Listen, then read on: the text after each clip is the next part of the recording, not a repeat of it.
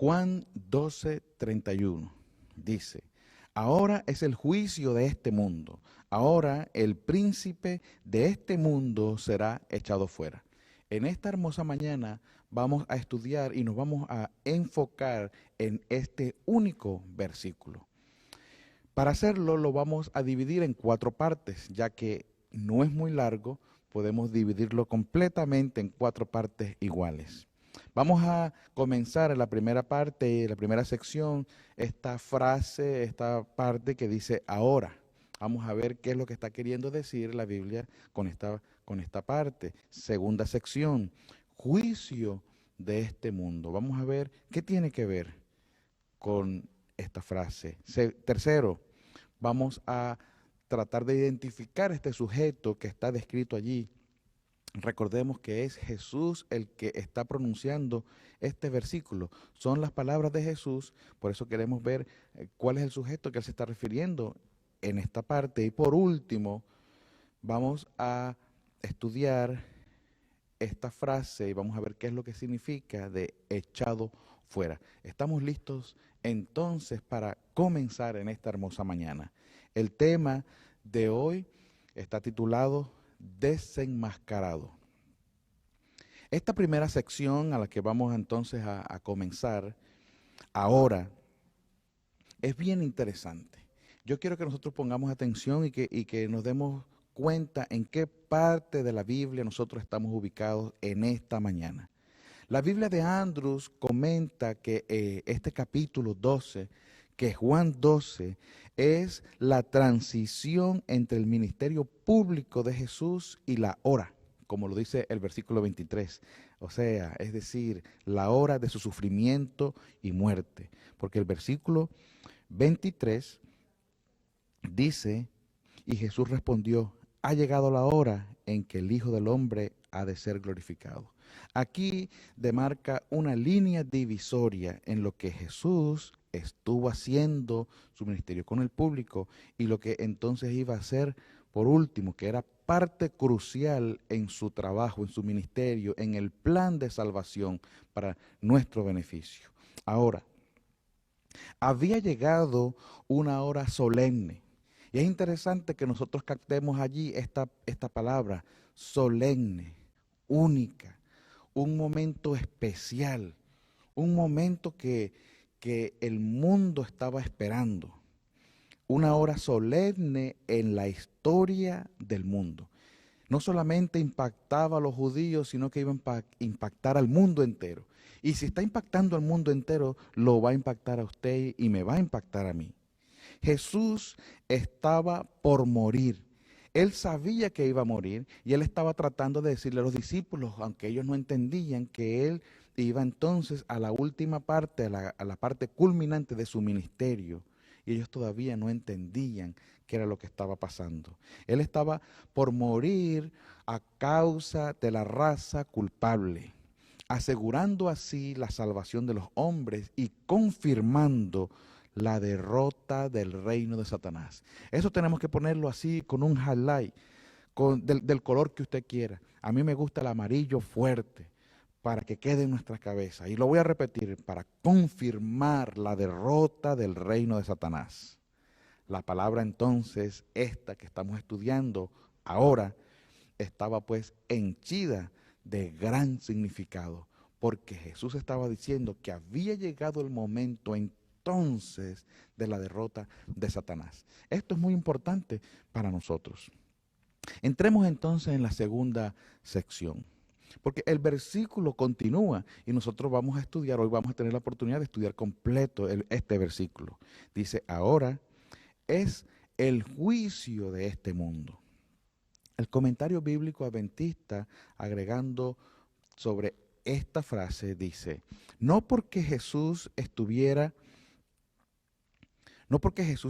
por sentarse como juez, pues no envió Dios a su Hijo al mundo para condenar o juzgar, sino para que el mundo sea salvo por él. En realidad, Jesús vino a este mundo para salvar.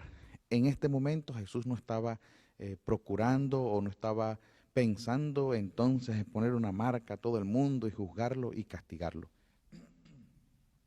Sin embargo, mediante su relación con el Hijo, los hombres estaban decidiendo su destino eterno. Él no vino entonces a castigar a nadie. Él vino fue a salvar, pero su trabajo, pero el sacrificio, lo que él estaba a punto de hacer en este momento, en este versículo, lo que él está diciendo, que eso que él iba a hacer por la raza humana a, iba a permitir de que cada uno depende de su relación, cada persona, cada ser humano que existió o que existiría, de acuerdo a su relación con Jesús, iba a tener una consecuencia. Cuando nosotros vamos al capítulo 9, allí cuando Juan explica o narra que Jesús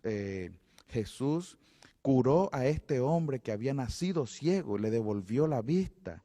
Este hombre fue atacado por los líderes judíos, este hombre fue acusado, inclusive fue expulsado de la religión judía, después que él estuvo declarando que Jesús era el que lo había curado y que este hombre, pues aunque él no lo había visto antes, pero tenía que venir de Dios porque había hecho ese gran milagro en su vida, que solamente él, que había estado ciego toda su vida, podía entonces entender el milagro, ¿verdad? Que Jesús había hecho, porque ahora podía ver. Después de esto, el versículo 39, Jesús dice unas palabras interesantes. Dice, para juicio he venido yo a este mundo, para que los que no ven, vean, y los que ven, sean cegados. Allí estos líderes judíos no estaban captando, no estaban viendo la luz que Jesús estaba irradiando, la luz que Él les estaba mostrando, la luz del cielo había venido aquí a este mundo y estaba cerca de ellos y ellos no querían ver. Por eso, cuando la luz de Jesús está en el mundo, o vino al mundo y todavía está en el mundo, depende de cada quien si quiere dejarse iluminar, si quiere ver esa luz. Si quiere ver esa luz, entonces tendrá vista. Pero los que no, entonces caerán en una ceguera espiritual. Juicio. Allí está mencionando, Jesús dice que es momento para un juicio. En realidad la palabra que está utilizando allí Jesús y que está escrito, la que usó Juan como juicio, no quiere decir que Jesús iba a juzgar, sino lo que está queriendo decir esa palabra es que es el resultado de un juicio. Es decir, es la consecuencia o la condena de algo, no la investigación para una condena, sino ya la consecuencia como tal. En este caso, dice el comentario bíblico, que entonces este sacrificio que iba a hacer Jesús, este trabajo que iba a hacer, iba a causar entonces un zarandeo o una separación. Allí tenemos que poner atención a esto. También tenemos que ponerle un highlight, porque aquí depende de cada quien cómo decida, cómo esté su relación con Jesús, o depende cómo esté su relación con ese sacrificio, entonces esto va a traer una separación o un zarandeo. El propósito final del primer advenimiento no fue juzgar, sino salvar. Y eso debe quedarnos claro, porque el interés primordial de Jesús y del cielo entero es que la mayor cantidad de personas sean salvos o salvas. Sin embargo, la venida de Cristo llevó luz hasta las tinieblas de los corazones de los hombres. Ahí vimos entonces que aquel hombre que era ciego, fue nacido ciego, fue iluminado por aquella luz. Aunque se le fue de vuelta la vista, él también tuvo luz espiritual porque aceptó a Jesús como su Salvador y como uno que había venido de Dios y que le podía dar a él la vida eterna. Esta luz que alumbró a los hombres y que todavía alumbra a todos los seres humanos, al aceptar o rechazar los hombres aquella luz, pronuncian juicio sobre sí mismos. Todo depende si usted la rechaza o la acepta. El juicio depende de usted si agarra o toma esa luz para su vida espiritual. En efecto, este efecto del ministerio de Cristo había sido predicho por aquel viejito, aquel hombre Simeón, de la cual escribe Lucas allá en el capítulo 2. Este hombre estaba esperando y se le había prometido, el Espíritu Santo le había prometido que él no iba a morir antes de ver a aquel Salvador, aquel Mesías, aquel que había sido prometido. Y cuando tuvo la oportunidad de tener a Jesús en sus brazos, todavía un bebé, él pronunció unas palabras que impactan nuestro corazón. Y yo las voy a leer. Lucas 2, versículos 34 y 35. Y recuérdense que estamos hablando de que cada quien va a tomar un lado. Dice el versículo 34, Lucas 2, 34. Los bendijo Simón, hablando de sus padres, ¿verdad? A los padres de Jesús, a María y José. Y dijo a su madre María, este está puesto por caída y para levantamiento de muchos en Israel, y para señal que será contradicha, y una espada traspasará tu misma alma para que sean revelados los pensamientos de muchos corazones. Y aquí es bien importante esta última frase que Simeón pronuncia, porque ahí en el versículo 35 dice, para que sean revelados los pensamientos de muchos. La obra que Jesús iba a hacer, la obra que él fue enviado a hacer aquí a la tierra, iba a tener un resultado en los corazones de los seres humanos. Y se iba a ver, iba a ser visto, iba a ser expuesto el sentimiento y la decisión que cada persona iba a hacer. Por eso dice, revelado los pensamientos de muchos corazones. Con respecto a esta frase, la Biblia de Estudio de Andrews comenta que allí el pecado, o lo que Jesús dijo, que ya era hora de que hubiese juicio en este mundo, la Biblia de Andrews dice, el pecado de toda la raza humana allí recibió condenación. Y es interesante porque cuando nosotros vamos a Primera de Pedro 2:24, encontramos un versículo que sigue derramando luz a esto que nosotros estamos estudiando aquí. Primera de Pedro 2:24. Recuerden que aquí está diciendo que el pecado de toda la raza humana recibió condenación, porque Jesús estaba prediciendo esto, porque él estaba a punto de hacer un gran sacrificio. Él sabía dónde iba, aunque los discípulos no entendían, él sí sabía a dónde iba. Y Primera de Pedro 2:24 dice, él mismo llevó nuestros pecados en su cuerpo sobre el madero, a fin de que nosotros, habiendo muerto para los pecados, vivamos para la justicia. Otra versión dice, para que podamos morir a los pecados y vivir a la justicia. Y esta última versión, que es la siglo XXI, Reina Valera siglo XXI, me encanta porque deja claro el mensaje que está queriendo dar Pedro aquí. Este sacrificio o esta condenación del pecado, la demostración de que el pecado en este mundo no era bueno, este sacrificio de la cual Jesús dijo que iba a ser, trajo un beneficio para nosotros, para que podamos morir a los pecados. Ahora, el ser humano iba a estar capacitado para entonces morir al pecado y entonces vivir a la justicia. Algo que era imposible para el ser humano, algo que es imposible para cada uno que quiera luchar por sus propios medios. Pero por medio de la condenación que Jesús le hizo al pecado, él lo señaló, pero dio la oportunidad a acercarse a él. Entonces todos nosotros tenemos la esperanza que podemos morir al pecado. Muchos de nosotros hemos sido esclavos del pecado. Muchos también están siendo esclavos hoy. Muchos tienen experiencias grises, experiencias malas, tristes, por ser esclavos del pecado.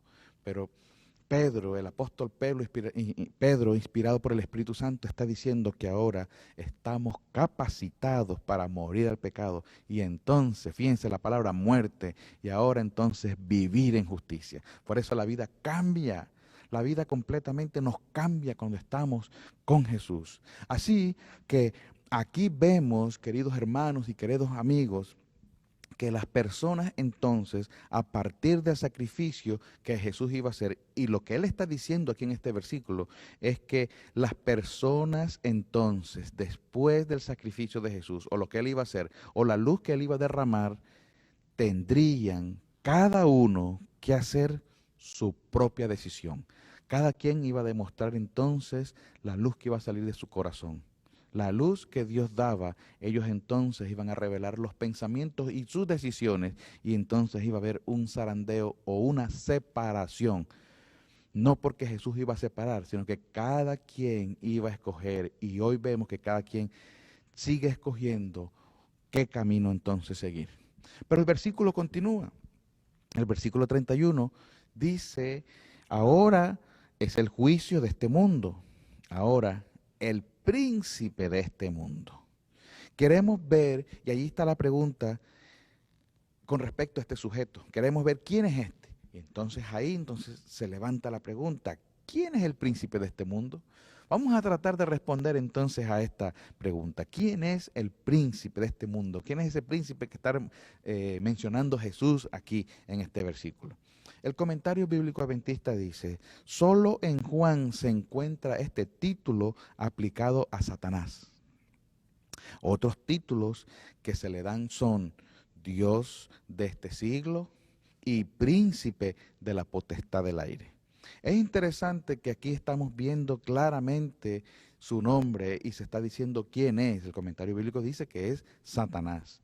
Pero quiero leer en este momento algunas líneas del libro deseado de toda la gente, capítulo 13, titulado La Victoria. Estamos allí ubicándonos en las tentaciones que Satanás le hizo a Jesús allá en el desierto. Cuando estaba comenzando su ministerio, fue atacado en el desierto, específicamente entre la tentación segunda, yéndose a la tercera. Aquí entonces voy a leer de este capítulo.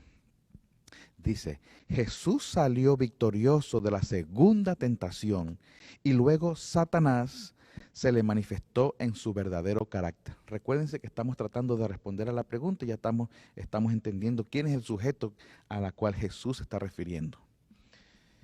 Pero no se le apareció como un odioso monstruo de pezuñas hendidas y alas de murciélago. Era un poderoso ángel, aunque caído. Recordemos que este es un ángel poderoso, solamente que no quiso seguir las órdenes de Dios y es un ángel ahora lleno de pecado. Cuando Satanás declaró a Cristo, el reino y la gloria me son entregados y a quien quiero los doy, dijo algo que era verdad solamente en parte y lo dijo con fines de engaño, porque él engaña desde el principio, él siempre trata de meter su mentira. Hay una frase que me pasé, que no puedo dejar de leerla. Dice que a Jesús cuando se le presentó, dice, se declaró jefe de la rebelión y Dios de este mundo. Tuvo la osadía de decirle al creador del universo, al creador del mundo, que él era el que estaba revelado. Él se había rebelado contra el imperio de Dios y se declaró como Dios de esta tierra.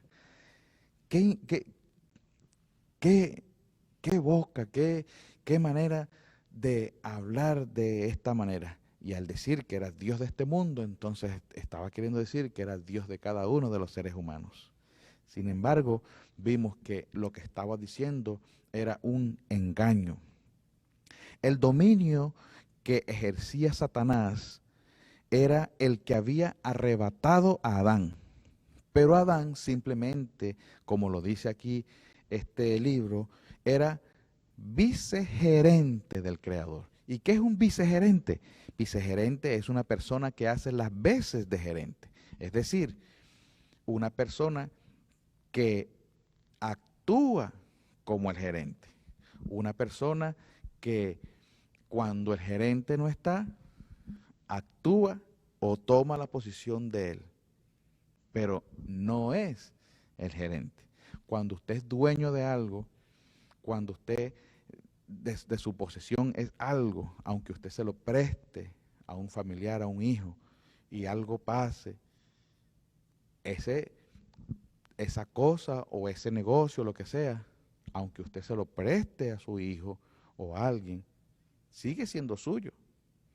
Este reino, este imperio o esta creación hermosa, mejor vamos a decirlo así, esta hermosa creación que Dios había hecho, la había dejado en manos de Adán. Pero Dios era el dueño absoluto porque Él fue el que lo creó. Así que el suyo, no era dominio, el de Adán, no era un dominio independiente. Él no era el dueño del mundo, el dueño era de quien lo creó, Dios. La tierra es de Dios, continúa el deseo de todas las gentes. Y Él ha confiado todas las cosas a su Hijo. Adán había de reinar sujeto a Cristo. Adán sí se le dio la oportunidad y que gobernara en este mundo, que colocara nombre a todos los animales y que todo lo que había sido creado, él iba a estar, ¿verdad?, al mando de todo esto, pero bajo la tutela del que había creado todo, Dios creador. Cuando Adán entregó su soberanía en las manos de Satanás, Cristo continuó siendo aún el rey legítimo. Él siempre siguió siendo el rey porque Él era el que había creado todo. Ahora, dejando esto claro, vemos el engaño porque este mundo no le pertenecía, nunca le perteneció a Satanás, porque siempre Jesús fue el dueño de todo. Él estaba entonces diciendo una mentira, que Él era el Dios de esta tierra. Vamos entonces a la última parte, porque aquí el versículo dice, ahora es el príncipe de este mundo, será echado fuera. Echado fuera. Es la última parte de este versículo. Echado fuera. Había habido una expulsión anterior, cuando Lucifer cayó de su encumbrada posición. Debemos ver o recordar, como lo explica Isaías y lo explica Ezequiel, inclusive Apocalipsis, que Satanás ya había sido expulsado del cielo. Ya una primera vez había sido expulsado. Entonces, aquí se refiere a una otra expulsión. Porque todo aquel que es derrotado, todo aquel que está con Satanás, todo aquel que está con el enemigo de Dios es derrotado una y otra vez y vive en un camino de derrota. Por eso Satanás está lleno de derrotas. Dice, ahora su obra había sido restringida. Estamos hablando después de su primera expulsión. Ahora su obra había sido restringida. Por la forma en que trató al Hijo de Dios, se desenmascaró el verdadero carácter de Satanás. De allí en adelante no podría ya acechar a los ángeles mientras salían de los atrios celestiales, ni acusar ante ellos a los hermanos de Cristo. Fíjense que es bien interesante que aquí se está diciendo que con lo que Él hizo al Hijo de Dios, a nuestro Salvador, Cristo Jesús, Él desenmascaró o fue desenmascarado su verdadero carácter. Quedó visto que era lo que Él, su verdadera intención. El capítulo 79 del Deseado de toda la gente, titulado Consumado es, agrega sobre esto, y es muy importante que prestemos atención. Dice así, capítulo 79 del Deseado de todas las gentes, consumado es. Satanás vio que su disfraz le había sido arrancado de una vez, había quedado al desnudo. Su administración quedaba desenmascarada delante de los ángeles que no habían caído y delante del universo celestial. Se había revelado como homicida. El cielo entero se había dado cuenta. Estaban viendo de una manera clara su cara, la verdadera intención. Lo veían ahora como homicida, algo que el mundo que no conocemos, los seres creados no conocían, la muerte. Ahora este ser lleno de engaño había demostrado que era un homicida. Al derramar la sangre del Hijo de Dios había perdido la simpatía de los seres celestiales. Desde entonces su obra sería restringida. Cualquiera que fuese la actitud que asumiese, no podría ya acechar a los ángeles mientras salían de los atrios celestiales, ni acusar ante ellos a los hermanos de Cristo de estar revestidos de ropas de negrura y contaminación de pecado. Ya ellos se habían dado cuenta. Los ángeles, los seres celestiales se habían dado cuenta en realidad la intención de Satanás. Y él, aunque estuviera acusando y aunque estuviera hablando mal, aunque estuviera acechando y hablando también en contra de Dios, su influencia ya no tenía aquel poder que tuvo al principio. Ya sus palabras de engaños ya no iban a tener tanta atención de los seres celestiales, porque ellos estaban dando cuenta o se dieron cuenta en ese momento que este hombre, Satanás, era un homicida.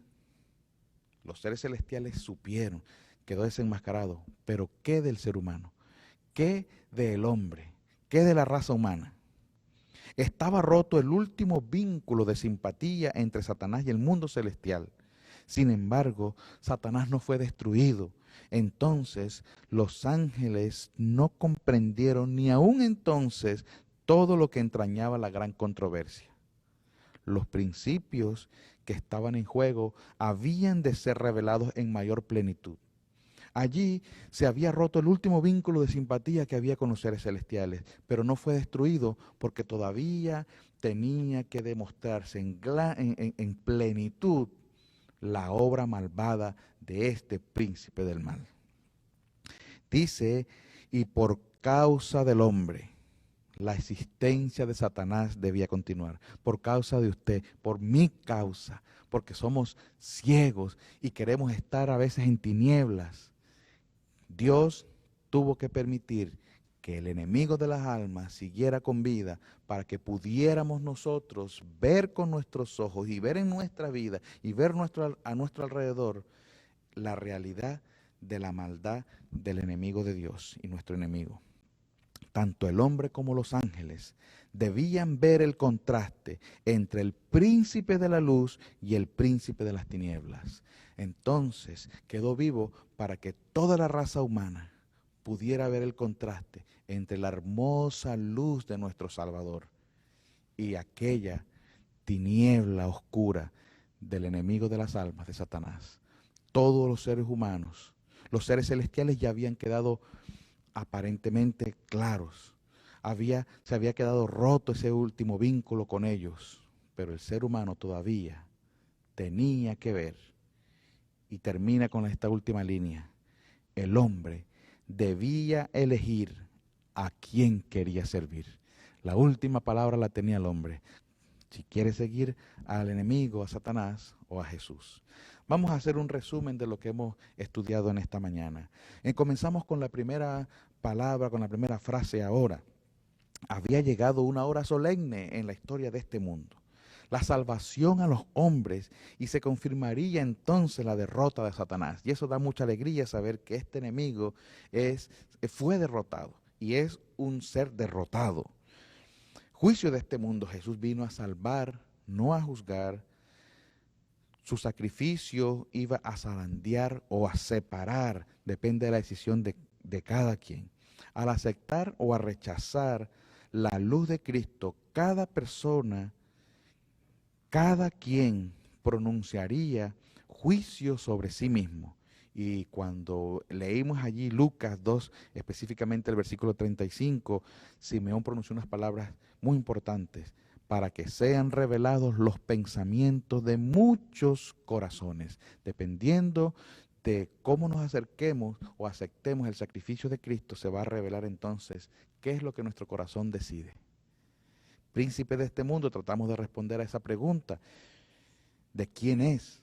Vimos que es Satanás, llamado también Dios de este siglo, llamado también príncipe de la potestad del aire. Satanás, se declaró jefe de la rebelión. Y ya por ahí vemos todo lo negativo, porque es el que está rebelándose en contra de Dios. Y fue echado fuera, porque él ya había sido echado fuera. Y el libro de Apocalipsis lo dice, que fue echado del cielo. pero volvió a ser echado porque su influencia no iba a ser grande ahora, no en los seres celestiales, y no debería ser gran influencia para los seres humanos. Se desenmascaró el verdadero carácter de Satanás, se reveló como homicida. Su obra ahora sería restringida. El último vínculo de simpatía entre Satanás y el mundo celestial quedó roto. El hombre debe ver el contraste entre Cristo y Satanás y tomar una decisión. Ese vínculo, ese último, quedó roto en el cielo o con los seres celestiales. ¿Y nosotros? ¿Cómo vamos a quedar? ¿Vamos a mantener ese vínculo con este enemigo, con el jefe de la rebelión, con nuestro enemigo? ¿O vamos a pedirle a Cristo que rompa ese último vínculo y quedemos definitivamente de parte de Jesús? Es interesante cómo vemos la obra de Cristo en la vida de todo aquel que decide por Él. Tuve la hermosa noticia, me contactó un hermano muy querido, un hermano que había estado siendo atacado por Satanás, un hermano que había sido atado por el enemigo, aunque se había entregado a Jesús, aunque había entregado su vida y la de su familia a los pies del Salvador, todavía estaba siendo atacado y tenía todavía una atadura del enemigo. Y al darme cuenta de esto, vez tras vez, me di cuenta que él tenía esta situación. En una ocasión lo llamé a un lado y le dije, querido hermano, quiero decirte que esto que estás haciendo no está bien. Yo sé que tú estás ya con Jesús. Yo sé que ya tú entregaste tu vida al Salvador y te entregaste al bautismo. Pero esto que estás haciendo no está bien, porque estás siendo alado todavía por el enemigo. El enemigo te enlazó y te tiene todavía. Decídete. Y me dijo, pastor, eso que usted me dice es correcto, pero fíjese que esto y esto. Y comenzó a darme ciertas excusas. En algún momento, ¿verdad? Colocamos excusas. Y era con respecto al sábado. Y yo le dije, mira, y yo entiendo y lo entendí porque nosotros velamos por llevar el sustento a nuestros hogares. Nosotros velamos por llevar, ¿verdad?, el dinero para pagar la renta, para llevar la comida y todo esto. Y con la familia allí esperando, pues él tenía ese temor de si hablaba con los jefes tal vez lo botaban. Y él tenía que pedir el sábado, pero no lo estaba haciendo. Y aunque iba a la iglesia, todavía entonces en las tardes se iba y trabajaba. Y yo le dije, no, de una vez, agárrate de la mano del Señor. Y tuvimos una oración y le dije, anda con valor. ¿Quieres ver cosas grandes? ¿Quieres ver un milagro? ¿Quieres ver que esa última cuerda que te tiene el enemigo allí amarrado, que te tiene allí, que se corte de una vez? Decídete por el Jesús. Decídete y anda y sé fiel a lo que Dios manda, de una vez por todas, y vas a ver la gran obra que Cristo va a hacer en tu vida. Y yo solamente veía que él se quedaba callado, mirando hacia abajo, como analizando y pensando. Y yo le dije, nunca vas a ver la obra que Dios va a hacer en tu vida y lo que Dios está preparando para ti, un gran milagro, si nunca te decides. Oramos, traté de decirle unas palabras allí para dejar ese concepto claro en su mente. Oramos y me fui. Pasaron meses y yo dije, bueno, no hizo nada. Pero pasaron los meses y hace poco recibí su mensaje. Me escribió y me dice, pastor, gracias por aquella conversación. Gracias por sus oraciones. Gracias por lo que usted me dijo ese día, porque tuve que hablar con ellos. Y les dije que no iba a trabajar más. Y les dije que yo no podía trabajar ese día. Y entonces me citaron y me pidieron explicación de por qué él no podía trabajar en día sábado. Y entonces me comentó, entonces me senté con ellos allí y les expliqué de mi fe. Y les estuve explicando y me dijeron que me iba a dar una respuesta.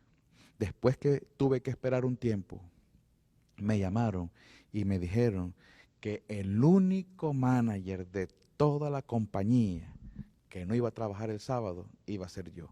Por eso me dijo, pastor, gracias porque lo que usted me dijo era verdad. Ahora, pastor, ahora seré el único manager de toda la compañía que estaré con mi familia porque decidí estar del lado de Dios.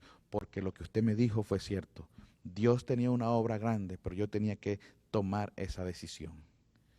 Es un trabajo donde es un restaurante, es un trabajo donde los sábados es crucial, pero cuando el pueblo de Dios y cuando la persona decide estar del lado de Dios, Dios quita murallas y tumba lo que tenga que tumbar para que él, la persona, sea quien sea, pueda mantenerse fiel al Señor.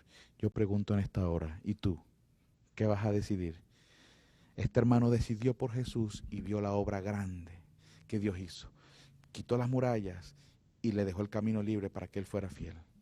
Así es la decisión que cada uno va a tomar. Todo lo que está pasando en este mundo, todo lo que está pasando, toda la maldad, la enfermedad, todo lo que está pasando. ¿Se recuerdan que leímos aquí en el libro Deseado de toda la gente, que dice que el enemigo quedó desenmascarado? Es momento para que todos los hijos de Dios, todos los que estemos agarrados de su mano, todos los que estemos leyendo la Biblia, le digamos al mundo y le demos el concepto completo, que todo lo malo que está pasando, la economía mala, la enfermedad, la gente muriendo, todo es causa de este príncipe de las tinieblas, de Satanás, porque todos los seres humanos, por la dureza de nuestro corazón, teníamos que llegar al punto de poder ver la obra del enemigo. Ahora está desenmascarado. Cristo salva, Cristo sigue dando esperanza. Y el enemigo está llenando el mundo de tristeza, está llenando el mundo de muertes, la gente siendo enterrada sin sus familiares, tristeza, llanto en los corazones. Pero en esta mañana quiero decirte que la culpa es del enemigo, de la culpa es de Satanás, que la culpa es de este que Jesús aquí en Juan 12:31 menciona como el príncipe de este mundo. No decidas por él, decide por Cristo. Esto está pronto por acabarse, no decidas por el mal, porque Cristo está contigo. Y si decides por él, todavía tú no sabes lo que él está por hacer para llenarte de una vida de felicidad, de paz, de tranquilidad y de vida eterna, donde ya no sufrirás.